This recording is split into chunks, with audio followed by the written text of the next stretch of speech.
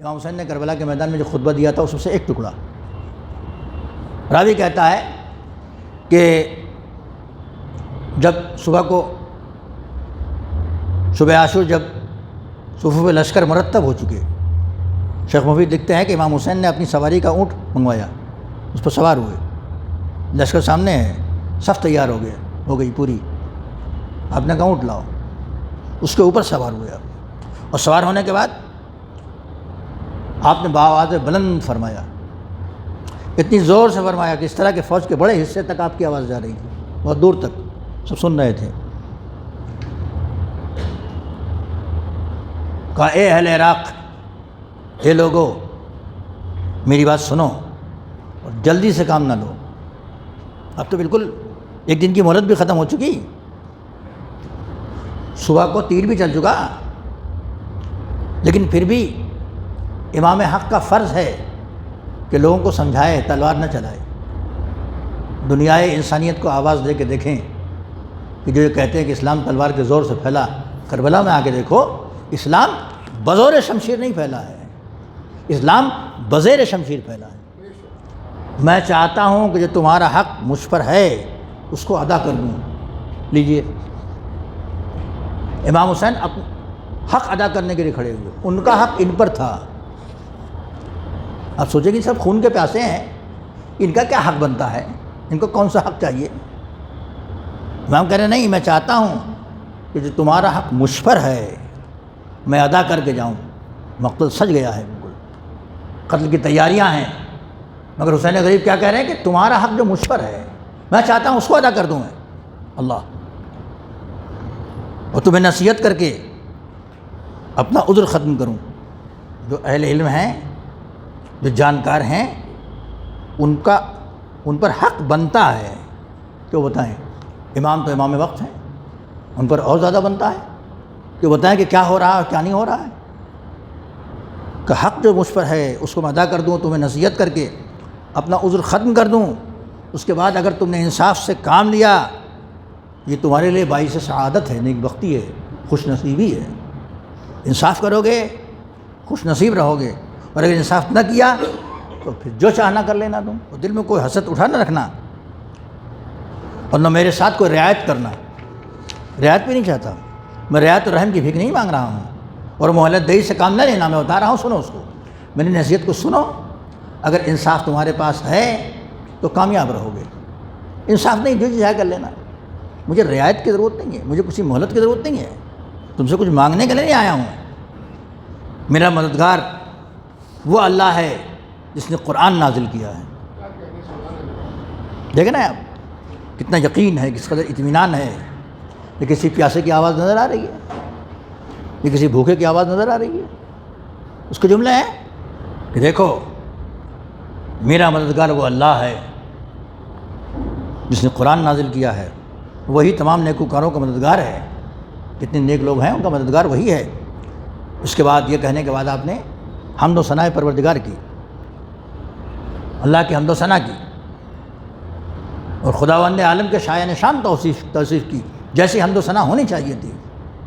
ظاہر ہے کہ امام اس کی حمد و ثناء نہیں کریں گے تو کیا ہم لوگ کریں گے؟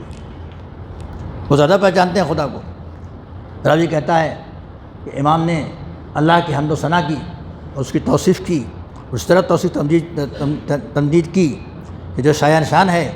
پھر آپ نے حضرت پیغمبر خدا صلی اللہ علیہ وآلہ وسلم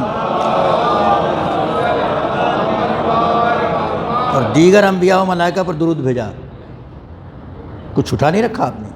اللہ کی حمد، پیغمبر کی مدح و ثناء، ان کے اوپر درود، اور انبیاء پر بھی، یہاں سے وہاں تک۔ کیوں؟ اس لیے کہ تنہا حسین تنہا نہیں ہے، وارث انبیاء ہیں، سب کچھ بتا رہے ہیں کہ میرا سلسلہ دیکھ لو، میں اللہ والا ہوں، میں نبی والا ہوں، میں انبیاء والا ہوں، سب پر درود بھیجا، اس شان سے کہ کوئی بولنے والا آپ سے پہلے اور آپ کے بعد فصاحت و بلاغت میں آپ سے بڑھ کر بولتے نہیں سنا گیا۔ راوی کا بیان ہے کہ اتنا اچھا بولنے والا، اس قدر اچھی حمد و ثناء کرنے والا میں نے نہیں سنا اس سے پہلے۔ پھر فرمایا کہ میرا نسب تو دیکھ لو، غور کرو میں کون ہوں۔ ممکن ہے کوئی ہنسا کے لایا گیا ہو، ممکن ہے کوئی بہکا کے لایا گیا ہو، ممکن ہے کچھ پیسے دے کے لائے گئے ہوں، ممکن ہے دھوکے میں لایا گیا ہو، یہاں بھی ممکن ہے کوئی دھوکے میں آ گیا ہو، چلو چلو کربلا، چلو کربلا، چلو کربلا چلو، ایک شخص نے معاذ اللہ عیاذاً باللہ خاکم مدان بادشاہ وقت کے خلاف بغاوت کی ہے۔ پروپیگنڈا بہت بڑی چیز ہے دوستو، کہتے ہیں ایک جھوٹ کو کئی بار بولو تو لوگ سچ سمجھنے لگتے ہیں۔ مولا علی کے خلاف تو پروپیگنڈا ہو چکے تھے، اب اس شام سے اور اس جگہ سے جو لوگ لائے گئے ہوں گے کس قدر بہکا کے لائے گئے ہوں گے۔ ایسے میں فریضہ تھا امام پر کہ بتائیں کہ میں کون ہوں۔ آپ نے فرمایا حمد و ثنا کے بعد کہ میرا نسب تو دیکھو، میں کس خاندان سے ہوں، میرا نسب دیکھو، غور کرو میں کون ہوں۔ پھر ذرا اپنے غریبان میں منہ ڈال کر دیکھنا، اپنے افعال کو دیکھو اور یہ سوچو کہ میرا قتل اور میری بے حرمتی کرنا تمہارے لیے مناسب ہے کہ نہیں ہے۔ مجھے دیکھو میں کون ہوں۔ اب ظاہر ہے کہ اتنے پر جو نہیں جانتا ہوگا وہ تو چونک جائے گا، جو جانتا ہے اور اس کا دل سیاہ ہو چکا ہے اس پر نور نہیں آئے گا۔ لشکر میں کیسے کیسے لوگ تھے نہیں معلوم، لہذا امام نے ہر ایک کے سامنے روشنی بکھیر دی، تم دیکھو میں کون ہوں، میرا نسب کیا ہے، اپنے افعال کو دیکھو، اپنے کام کو تم دیکھو، مجھے دیکھو، اور دیکھنے کے بعد سوچو کہ میرا قتل کیا تمہارے لیے مناسب ہے، کیا میں تمہارے نبی کا نواسا، ان کے وسیع و چچا زاد بھائی اور سب سے پہلے ان پر ایمان لانے والے شخص کا فرزند نہیں ہوں۔ سوال، کوئی ایک کہہ دے کہ آپ نہیں ہیں، آپ نبی کے نواسے نہیں ہیں، کوئی کہہ دے آپ ان کی چچا زاد بھائی اور ان پر سب سے پہلے ایمان لانے والے ان کے وسیع کے فرزند نہیں ہیں، کوئی کہہ دے، کوئی ایک آواز نہیں آئی۔ اس کا مطلب حق اور حقیقت سامنے آ رہی تھی۔ کیا سید الشہداء حمزہ میرے والد کے چچا، کیا سید الشہداء حمزہ میرے والد کے چچا اور جعفر طیار جو قدرت کا عطا کردہ بازو سے جنت میں پرواز کرتے ہیں میرے چچا نہیں تھے؟ بتاؤ، تمہیں یہ نہیں معلوم کہ پیغمبر خدا نے میرے اور میرے بھائی کے بارے میں کیا فرمایا ہے؟ تم کو نہیں معلوم کہ پیغمبر نے فرمایا کہ دونوں جوانان اہل جنت کے سردار ہیں؟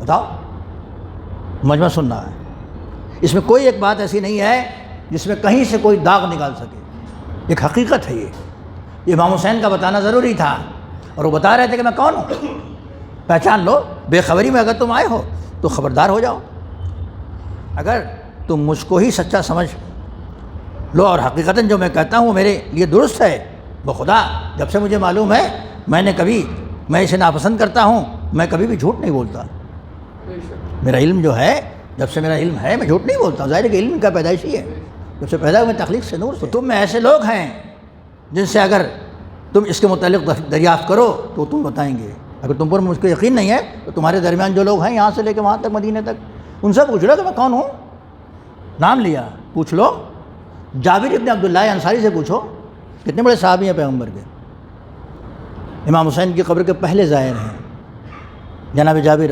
بینائی چلی گئی تھی آخر میں، امام محمد باقر علیہ السلام کے زمانے تک جناب جابر، مجھ پہ یقین نہیں ہے، جابر سے پوچھ لو، جابر ابن عبداللہ انصاری سے پوچھ لو، ابو سعید خدری سے پوچھ لو، آیت تطہیر کے راوی ہیں ابو سعید خدری، انہوں نے فرمایا کہ آیت تطہیر نازل ہوئی، پیغمبر نے فرمایا کہ نزلت فیا وفی علی و فاطمہ والحسن حسین، یہ اس کے راوی ہیں، پیغمبر نے کہا کہ آیت تطہیر، ابو سعید خدری راوی ہیں کہ آیت تطہیر نازل ہوئی میری شان میں، علی و فاطمہ کی شان میں، حسن حسین کی شان میں، یہ سب پنجتن کی شان میں، تو یہ ابو سعید خدری سے پوچھ لو کہ میرے نانا نے یہ سب کہا تھا کہ نہیں کہا تھا۔ سہل ابن سعد ساعدی سے پوچھ لو، نام بتا رہے ہیں، نام بنام امام حسین بیان کر رہے ہیں، تم کو یقین نہیں آتا تو انہوں سے پوچھو یہ سب تھے کہ نہیں تھے اس زمانے میں پیغمبر کے بزم میں، اور آج بھی زندہ ہیں اس میں بہت سارے۔ زید ابن ارقم سے پوچھ لو کہ میرے نانا نے یہ کہا ہے کہ نہیں، انس ابن مالک سے پوچھ لو،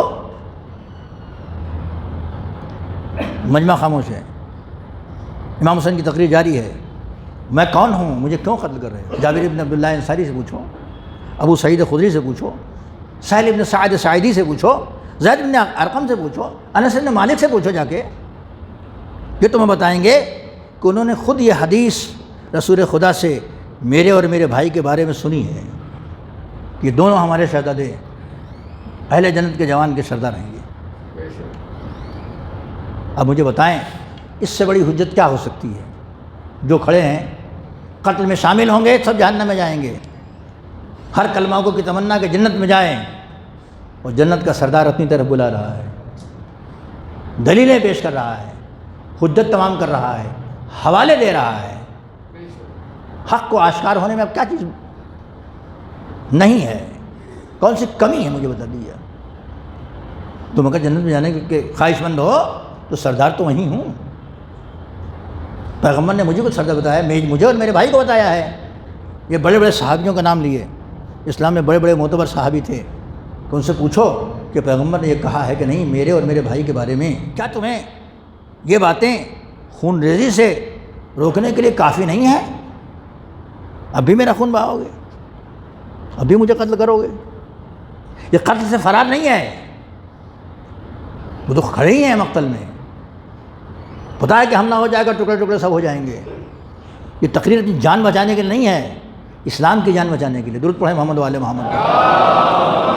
اپنی جان بچانے کے لیے نہیں، اپنی جان بچانے کے لیے محمد تقریر نہیں کر رہے، اسلام کی جان بچ جائے۔ تم مرو تو کافر ہو کے مرو، پہچان کے مارو کہ جنت کے سردار کو ہم مار رہے ہیں، اب اسلام کہاں رہ جائے گا تمہارے درمیان؟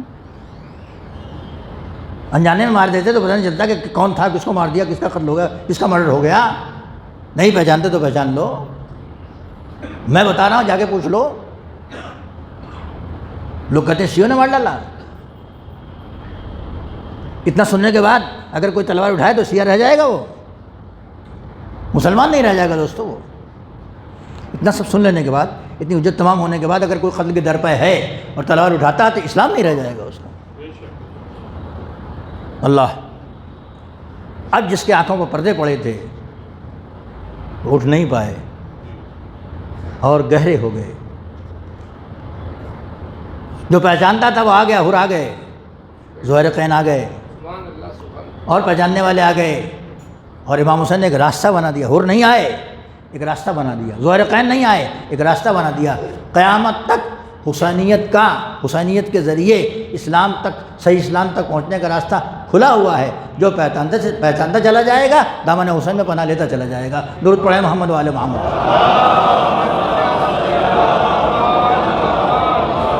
پیغمبر کی محنت کو یوں بچایا جاتا ہے، ایک راستہ بنا دیا ہدایت کا، اس ڈگر پر چل کے آ سکتے ہو ہم تک، لیکن جس کی تقدیر میں جہنم ہے، جو طے کر لیا کہ مجھے جہنم میں جانا ہے۔ جیسے ابن ملجم سے پوچھا تھا مولا علی نے کہ کیا میں تیرا اچھا امام نہ تھا؟ سر جھکا لیا اس نے، کہ جو جہنم میں جانا چاہتا ہے اسے آپ کیسے روک سکتے ہیں؟ شمر نے یہاں کہا، یہ تقریر سن کے شمر نے کہا کہ خدا کی قسم میں خدا کی ایک ایک حرف پر عبادت کرتا ہوں، اگر یہ سمجھ میں آئے کہ آپ کیا کہتے ہیں، اس کے سمجھ میں نہیں آ رہا کہ آپ کیا کہتے ہیں، اگر میری سمجھ میں آ جائے تو میں خدا کے ایک ایک حرف پہ عبادت کرتا ہوں۔ یہ سمجھ میں آنے والی بات نہیں ہے، یہ جو میں نے بھی آپ کے سامنے پیش کی ہے، کسی بھی جائز سے جائز انسان کے سامنے یہ تقریر رکھ دیجیے آپ۔ امام حسین کہہ رہے تھے کہ میں کیا جوانان جنت کا سردار نہیں ہوں؟ میرے نانا نے مجھ سے نہیں کہا ہے، میرے بارے میں نہیں کہا ہے، کیا میں علی کا دلبند نہیں ہوں؟ کیا نواسہ پیغمبر نہیں ہوں؟ کیا جعفر طیار میرے چچا نہیں تھے؟ کیا حمزہ میرے چچا نہیں تھے؟ یہ بار بار اس لیے دہرا رہا ہوں کہ آپ کے ذہن میں وہ تقریر بھی ہوگی جو جناب امام زین العابدین علیہ السلام نے درباروں میں کی تھی، جس میں آپ نے فرمایا تھا میں فلاں کا بیٹا ہوں، میں فلاں کا بیٹا ہوں، میں فلاں کا بیٹا ہوں، میں زمزم و صفا کا بیٹا ہوں، میں ہل و حرم کا بیٹا، وغیرہ پوری تقریر ہے امام زین العابدین علیہ السلام کی۔ اس میں یہ بھی تھا کہ حمزہ مجھ سے ہیں، جعفر طیار مجھ سے ہیں، میرا تعلق اس خاندان سے ہے۔ وہی فکر جو امام حسین لے کے کربلا میں آئے تھے، اسی کو زین العابدین نے آگے بڑھایا۔ شبر کہتا ہے اگر میرے سمجھ میں بات آ جاتی، یہ سمجھ میں آنے والی بات نہیں ہے، کوئی بہت بڑا فلسفہ ہے، بہت بڑی منطق ہے، کہنے میں نبی کا نواسہ ہوں، پوچھو، یہ بات سمجھ میں نہیں آتی، میں جنت کا سردار ہوں، یہ سمجھ میں آنے والی بات نہیں ہے۔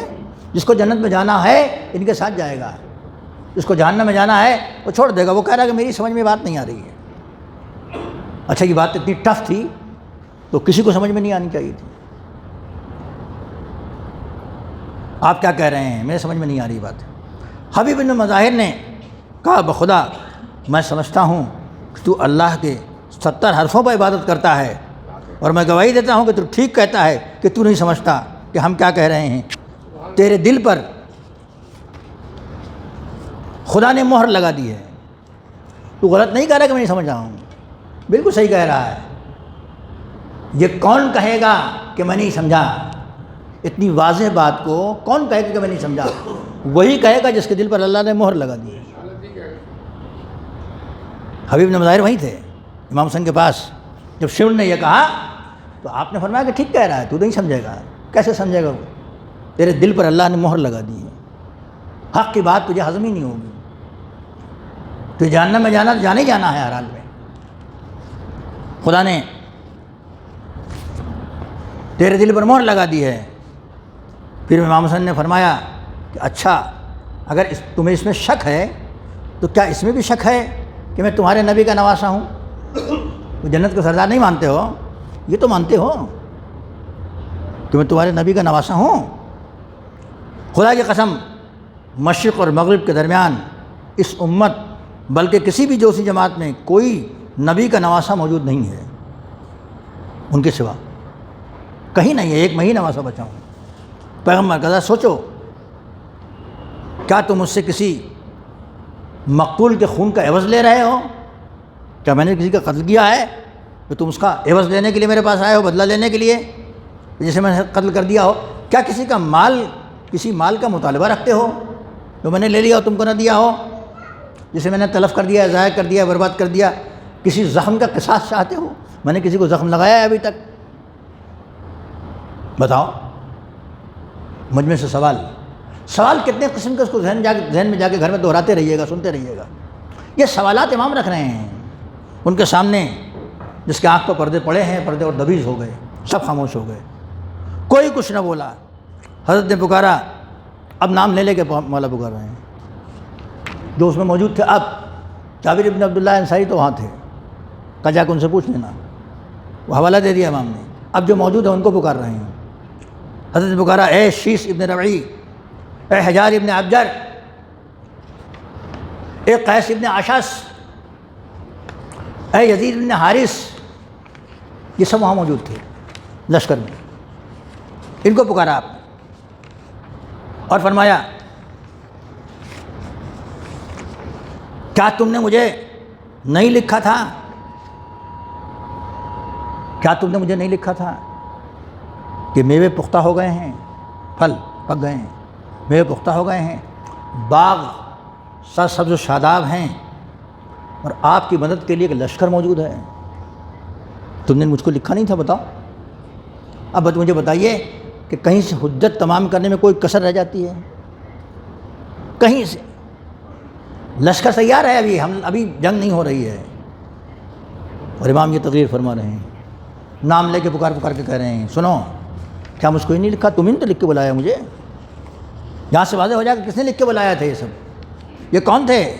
قیس ابن اشعث شیعہ تھا, یزید ابن حارث شیعہ تھا, جو نام امام حسین نے پکارے کہ شیس ابن ربعی بتاؤ تم نے مجھے نہیں لکھا تھا. یہ سب شیعہ لوگ تھے جو آئے تھے قتل کرنے کے لیے. جو قتل کرنے کا نیت بھی کر لے تو شیعہ کیسے رہ جائے گا؟ مسلمان نہیں رہ جائے گا, وہ شیطان بن جائے گا. تم نے مجھے لکھا تھا کہ میوے پختہ ہو گئے ہیں, باغ سرسبز و شاداب ہیں, آپ کی مدد کے لیے ایک لشکر تیار ہے. قیس ابن اشعث نے کہا کہ ہم نہیں جانتے. دیجیے پھر جھوٹ آمنے سامنے بات کر رہے ہیں امام حسین. اس نے جھٹلا دیا امام کو. امام کو نہیں جھٹلایا, قرآن کو جھٹلایا, اس لیے کہ مباہلے کے گواہ کو جھٹلایا. درود پڑھے محمد والے محمد پر. اس کا مطلب یہ ہے کہ دامن امام چھوڑنے کے بعد جھوٹ بولنے میں کوئی پریشانی نہیں ہوگی. دامن اسلام چھوڑنے کے بعد جھوٹ بولنے میں کوئی پریشانی نہیں ہوگی. امام کے دامن سے جب تک لپٹا ہوگا جھوٹ بولنے میں لرز جائے گا. وہ کہاں پر اٹھے گا؟ وہ اس نے کہا کہ نہیں مجھے نہیں پتا, میں نہیں جانتا آپ کیا کہہ رہے ہیں, میں نہیں جانتا آپ کیا کہہ رہے ہیں, ماذا تقول, آپ کیا کہہ رہے ہیں. بہرحال آپ اپنے رشتہ داروں کا فیصلہ مان لیجئے، ان کے فرمان پر، فیصلے پر سر جھکا دیں، آپ کے ساتھ کوئی ناپسند برتاؤ نہ کریں گے۔ حضرت نے فرمایا بخدا میں ذلیل آدمیوں کی طرح اپنے کو تمہارے سپرد نہیں کروں گا۔ یہ ذلیل آدمی اپنے سپرد کر دیتا ہے، میں خبردار تمہارے سپرد اپنے کو نہیں کروں گا، اور نہ غلاموں کی طرح فرار کروں گا، میں یہاں سے بھاگوں گا بھی نہیں، اور اپنے آپ کو تمہارے حوالے بھی نہیں کروں گا کہ آپ مجھے پکڑ لے جاؤ، یہ نہیں ہوگا۔ جب جھوٹ کی انتہا اتنی ہو گئی، سامنے امام حسین کہہ رہے ہیں، حوالے دے رہے ہیں، اور یہ شخص کہہ رہا ہے کہ نہیں ان کو نہیں پتا آپ کیا کہہ رہے ہیں، آپ اپنے کو حوالے کر دیں۔ امام نے کہا نہیں یہ نہیں ہوگا، وہی بیعت جس کو آپ کہتے ہیں کہ بیعت سے انکار کیا امام حسین نے، امام نے فرمایا نہیں یہ نہیں ہوگا، ہم اپنے آپ کو تمہارے حوالے نہیں کریں گے، اور نہ غلاموں کی طرح ہم فرار کریں گے۔ پھر آپ نے بلند آواز سے فرمایا کہ اللہ کے بندو، اللہ سے پناہ مانگنا چاہیے اس وقت سے جب تم مجھے اپنے حملوں کا نشانہ بناؤ، میرے پر حملہ کرنے سے پہلے اللہ کی پناہ مانگو، بہت بڑا جرم کرو کہ تم، اور میں پناہ مانگتا ہوں مغرور سے، اس مغرور سے جو قیامت میں پر ایمان نہ رکھتا ہو۔ میں قیامت پہ ایمان رکھتا ہوں لیکن تم مغرور ہو گئے ہو، قیامت میں تمہارا کیا حال ہوگا اس پر تم ایمان نہیں رکھتے ہو، میں اس سے پناہ مانگتا ہوں۔ اس کے بعد آپ نے اونٹ کو بٹھایا اور عقبہ بن سمعان کو حکم دیا کہ لے جاؤ، اسے لے جا کر باندھ دو، میں نے حجت تمام کر لی، میں نے عربی عبارت چھوڑ دی، سب میرے پاس موجود ہے، اگر کوئی دیکھنا چاہے گا دیکھ لے گا۔ اردو میں نے آپ کو سنایا تاکہ آپ کی زبان ہماری زبان جس وقت ایک ہے، ہم اس مطلب کو سمجھ سکیں کہ جس دین کو پیغمبر نے بڑی محنتوں سے پھیلایا تھا، اس حسین علیہ السلام نے اس دین کو کتنی محنتوں سے بچایا ہے۔ خداوند عالم ہم سب کو اس پر قائم رہنے اور عمل کرنے کی توفیق عنایت فرمائے۔ صلی اللہ علیہ محمد وآلہ الطاہرین۔